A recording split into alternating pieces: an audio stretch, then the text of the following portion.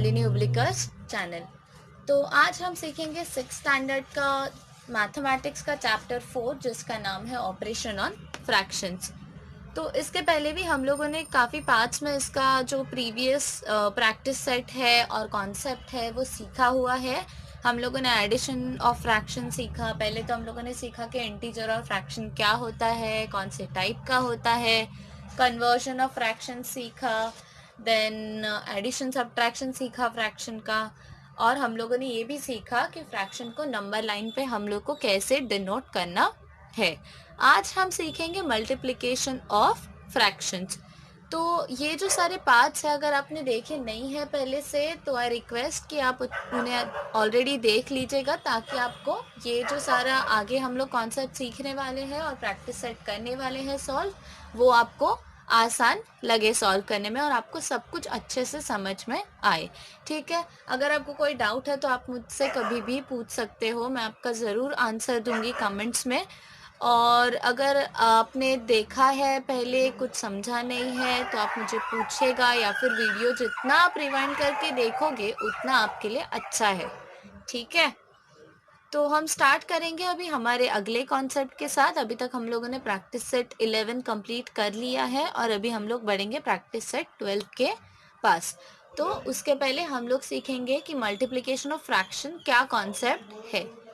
ठीक है, तो देखिए हमें क्या बोला है, see how the multiplication 3/5 into 1/2 is done with the help of the rectangular strip.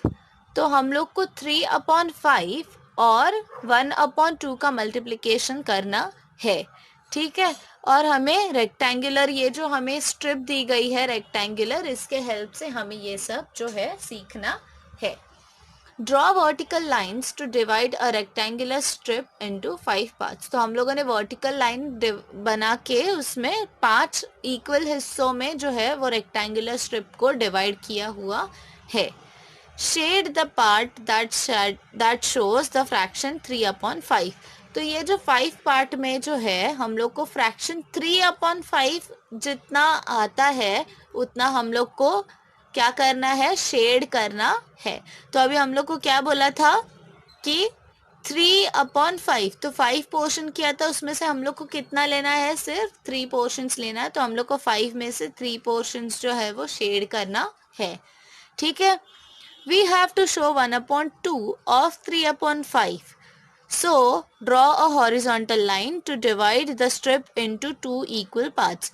तो अभी हम लोग को क्या दिखाना है, 3/5 का 1/2 पार्ट हम लोग को दिखाना है। तो हम लोग कैसे दिखाएंगे, ये जो 3/5 था उसको हम लोग 1/2 बोला है तो उसका इक्वल हिस्सा हम लोग करेंगे। ठीक है, तो 2 हिस्सों में वापस ये बढ़ गया हॉरिजॉन्टली। वर्टिकली ऑलरेडी 5 कॉलम्स है और अभी हम लोग के पास 2 रोज बने हैं। ठीक है, shade one of the 2 horizontal parts in a different वे।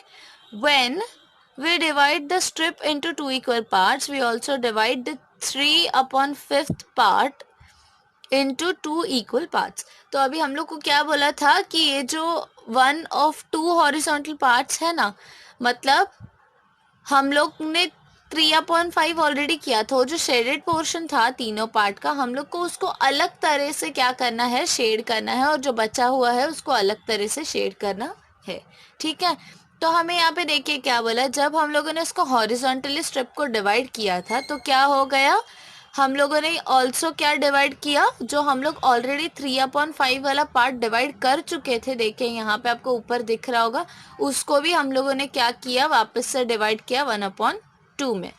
ठीक है, to take one of those parts consider the parts shaded twice. तो अगर हम लोग को उसमें से एक पार्ट उठाना है तो हम लोग को क्या करना है, जो पार्ट्स हम लोगों ने 2 बार शेड किए हुए हैं, एज इन ये जो 3 पार्ट है नीचे के, उसको हमें कंसिडर करना है। ठीक है, अभी हम क्या करेंगे, we have 10 equal boxes. Of these 3 boxes have been shaded twice. तो अभी हम लोग को क्या बोला है, हम लोग के पास कितने इक्वल बॉक्सेस है, 10 जो है वो इक्वल बॉक्सेस है। तो देखिए ये जो है 1 2 3 4 5 6 7 8 9 10, तो हमारे पास टोटल 10 बॉक्सेस है। इसमें से हम लोगों ने कितने ट्वाइस शेड किए हैं, मतलब 2 बार शेड किए गए हैं। 3 बॉक्सेस जो है वो 2 बार शेड किए गए हैं। These boxes, that is the part shaded twice, can be written as the fraction 3/10।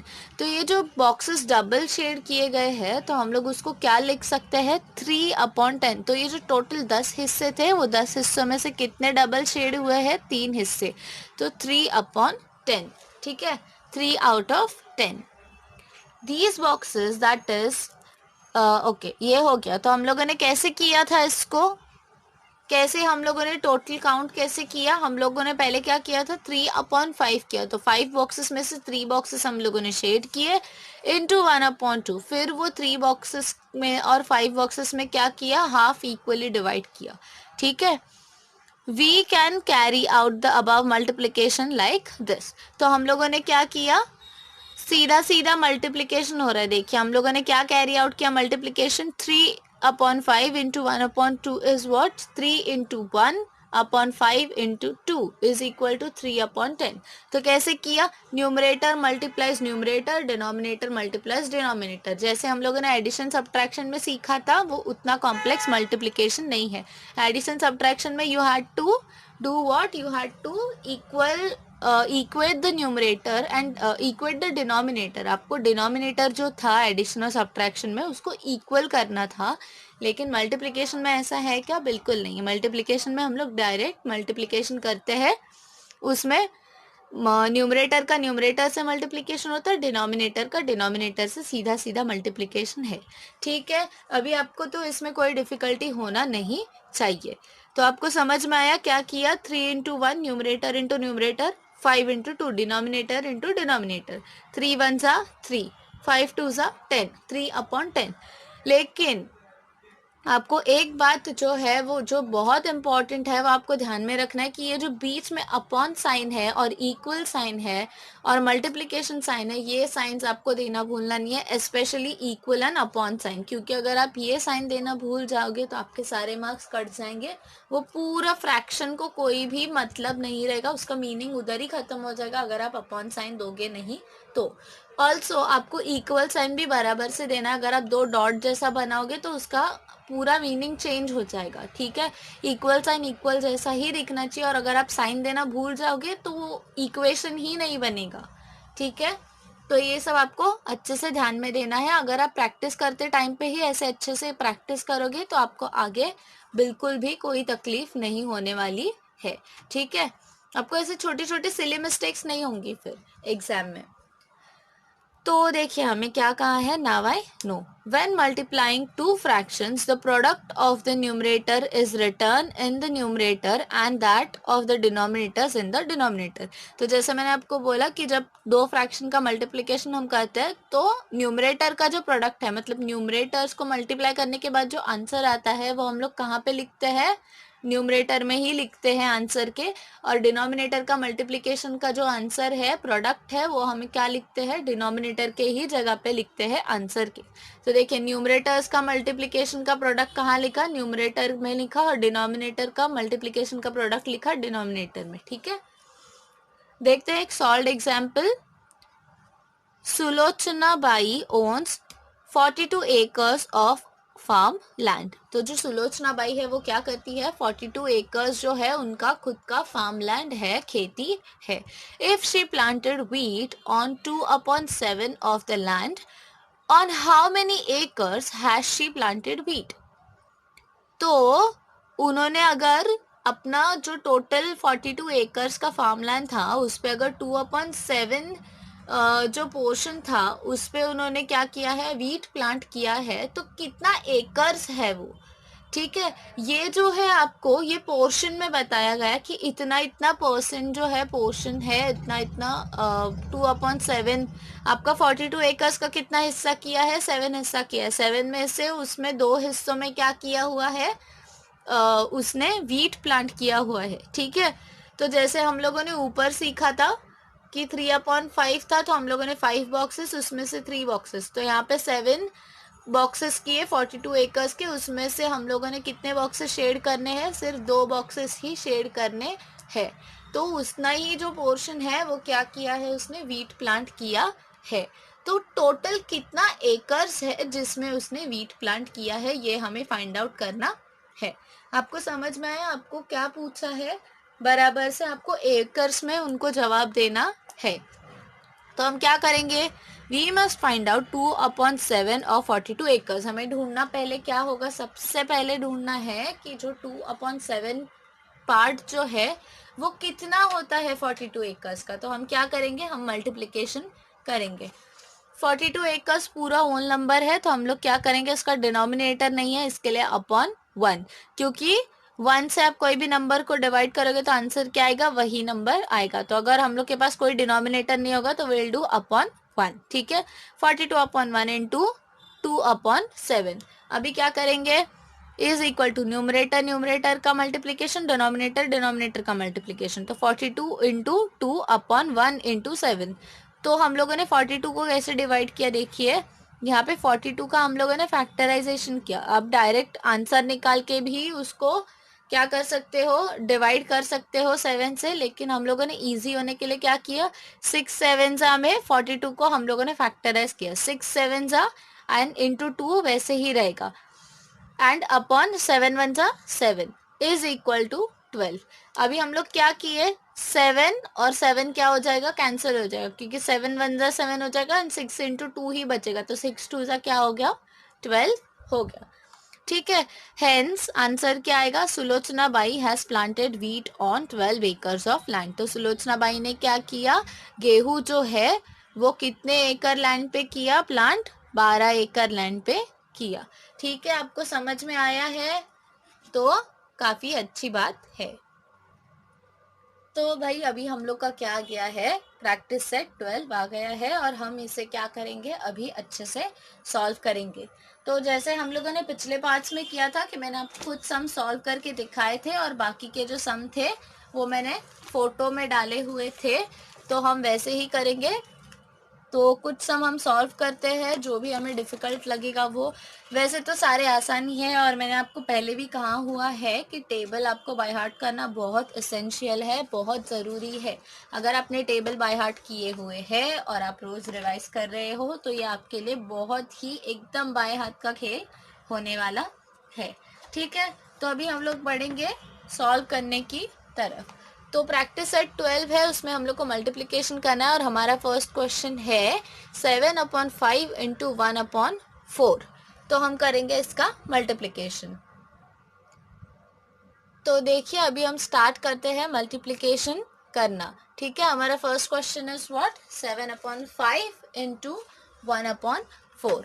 तो सबसे पहला स्टेप हम लोगों ने क्या सीखा था कि हम लोग को न्यूमरेटर से मल्टीप्लाई करना है, डिनोमिनेटर को डिनोमिनेटर से मल्टीप्लाई करना है। तो 7 इंटू 1 करेंगे अपॉन 5 इंटू क्या करेंगे हम, 4 करेंगे।